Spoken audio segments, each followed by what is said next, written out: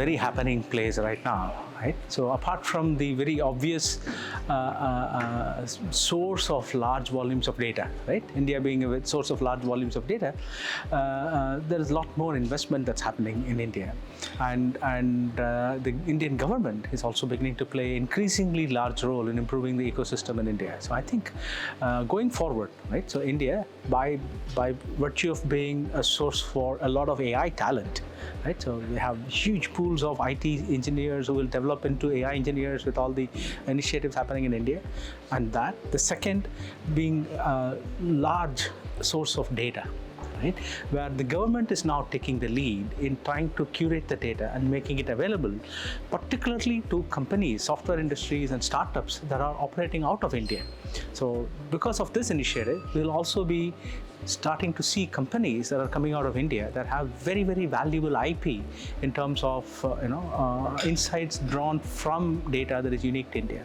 All of these factors together is just going to shift the focus of discussions on the impact that India is going to have on AI.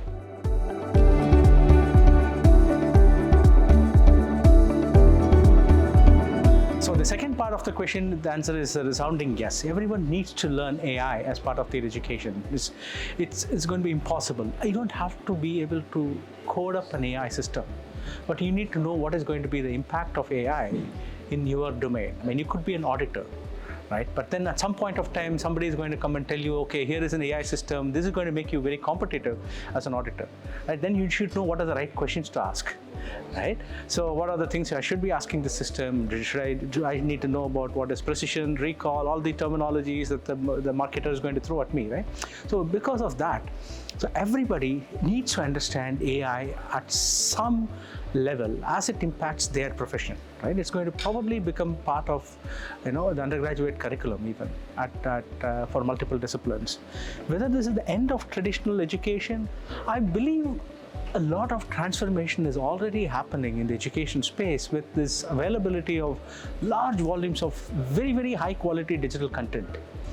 Right? So why would students want to go sit in a class with a teacher who is questionably trained when they can go on Khan Academy and get very, very high quality information about any subject that they choose, right? So in that sense, traditional education is already under significant stress, and I'm not sure how much longer we can continue with the traditional education model. You don't even need AI at this point, but AI will act as a significant force multiplier for all this digital content, making you get to this content as quickly as you want and in as much of a tailored fashion as you want, right?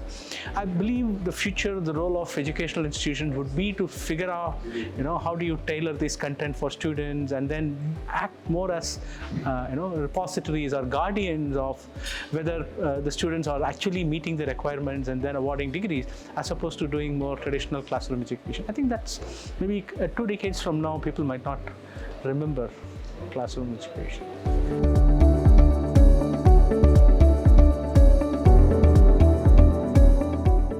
This story from the Time magazine.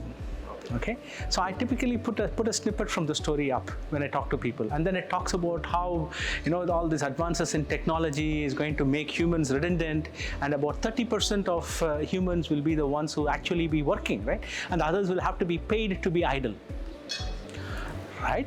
This is an article from the Time magazine, and then I tell them what year it appeared in. 1966.